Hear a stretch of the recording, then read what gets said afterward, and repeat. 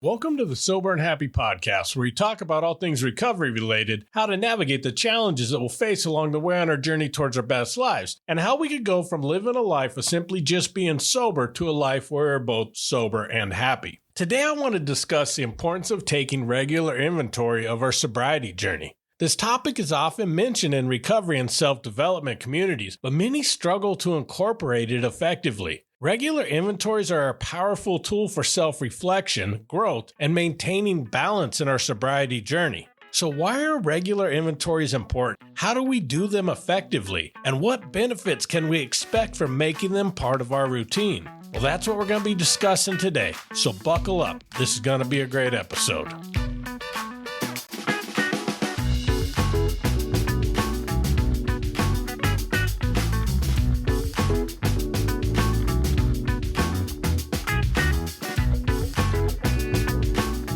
Welcome back.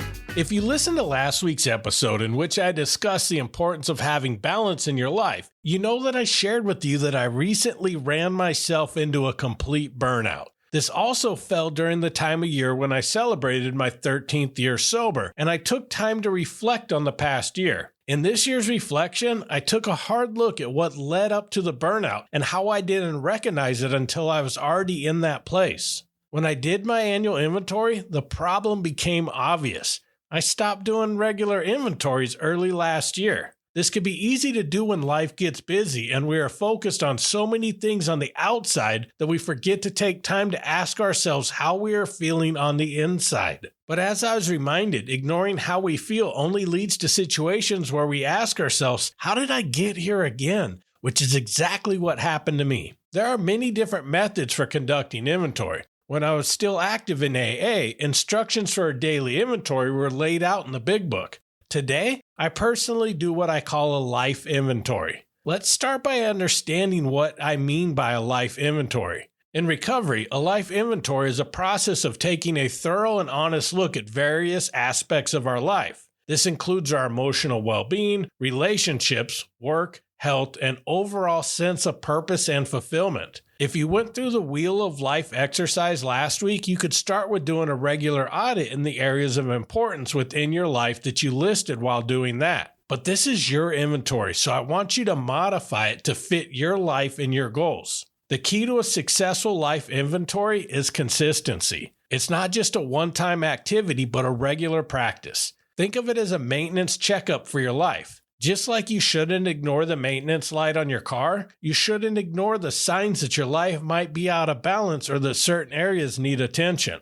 I find doing a life inventory at least once a month is helpful. Some people prefer to do it weekly, while others may do it quarterly. The frequency is less important than the commitment to making it a regular habit. Before diving into how to do this, I want to talk about our mindset going into it. This is not a report card to grade how well we have been doing. We have spent much of our lives beating ourselves up for our mistakes, and the point of this inventory is not to do that. This isn't a pass or fail grade. We are looking for areas in our life that are currently challenging and coming up with a plan to face those challenges. One of the points of the inventory is to build accountability with ourselves, but not at the cost of over-criticizing ourselves when we don't meet goals or make mistakes. We should be going into this with a compassionate mindset. So, how do we conduct a life inventory effectively? Start by setting aside some dedicated time in a quiet place where you won't be disturbed. Grab a notebook or a journal and divide it into sections to cover different areas of your life. Then, within each category, what questions should you ask yourself to monitor how well you're doing in that area? For example, if one of my categories is personal growth, I could ask myself the following questions. Am I investing in my personal development? Are there new skills or hobbies that I want to pursue? Come up with a couple of questions for each category you're taking inventory of.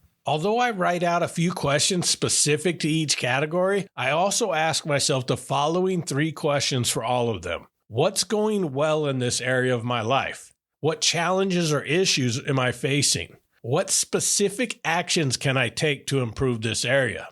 Once you have your section set up, take some time to reflect on each area. Be honest with yourself. Identify what's going well and what needs improvement. Celebrate your successes and acknowledge your progress, but also be willing to face any challenges or setbacks. The last step is to write down your thoughts and create an action plan. This doesn't have to be a comprehensive list of everything you need to do, but focus on a few key actions you could take to make progress. You don't want to make the mistake of trying to work on every area of your life simultaneously. As I recently learned, that is a recipe for burnout. When doing this last inventory, I had a lot I wanted to work on. I honestly was lacking in most areas of my life. But to try to fix everything at once would lead me back to the place of burnout that I'm trying to get out of. This is the purpose of doing this type of inventory. It wasn't to criticize myself for stopping doing inventories. It wasn't to beat myself up for getting back into a pattern that I've repeated in the past. It was to take an honest look at where I was at, how I got there, and the steps I could take to begin moving forward again. With having a mindset of compassion and looking to learn from my experience, I will be much more equipped to begin to take the necessary changes and to learn from my mistakes. So after doing this inventory, I started with the most critical parts of my life that were most important to me to start working on first. I gave myself permission to not have to fix everything at once. With that, I picked a few key action points, and that is what I'm working on today. One of those was to start doing regular inventories again. This way, I could see if the changes I'm making are effective and can adjust where needed. One of the biggest benefits of doing regular inventories is that it helps you stay proactive rather than reactive. Instead of waiting for problems to escalate, you could address them early on. This is especially important in sobriety, where small issues can quickly spiral if not dealt with. Regular inventories could also help you maintain balance like we talked about in the previous episode. It's easy to get caught up in one area of your life and neglect others. By regularly assessing all areas, you ensure that you're giving attention to what matters most and making adjustments as needed. So I challenge you to integrate taking inventories in your life and see if they positively impact your growth. You could start by using examples of other types of inventories, but it is important to develop one that is personal to you and your journey. It isn't important that you do the perfect inventory the first time, just that you are trying them. Try it one way, see how it works, adjust, and try again. That is what recovery is all about. It's about exploring different methods, keeping what works and discarding what doesn't. And if you're doing a regular inventory, it'll be much easier to recognize what is working and what isn't. We're going to face challenges, we're going to make mistakes, and we're going to get detoured or even completely derailed on our journey. The important thing is that we keep our destination in our sights and continue to move towards that, no matter how off track we may get at times. The sober and happy life doesn't mean that you're going to be happy all the time. It is what we constantly strive for. And by doing regular inventories, we can ensure that we keep getting rerouted towards that destination no matter how far off track we get. Thank you for listening to this episode, and I hope you enjoy the podcast. Here's your weekly challenge. In reflecting on the last couple of months, I realized that the first thing I do when I'm struggling is to withdraw from people in my life. I don't do this intentionally, it just is a long habit that I'm working on fixing. I know this is very common to people who struggle, whether it is from past addictions or mental health. After realizing this, I asked myself if I had any friends that I used to hear from pretty regularly that I haven't heard from in a while, and I reached out to those friends. I was amazed how many of them said some version of, "Man, I've really been struggling lately and I went into isolation mode. Thank you for reaching out, I really needed that." So my challenge to you is ask yourself if there are any friends you haven't heard from in a while and reach out to check on them. You never know how much they might need that text or phone call. That is my challenge for you this episode. New episodes come out each Friday, so I look forward to connecting with you next week. And as always, thank you so much for listening and keep living sober and happy.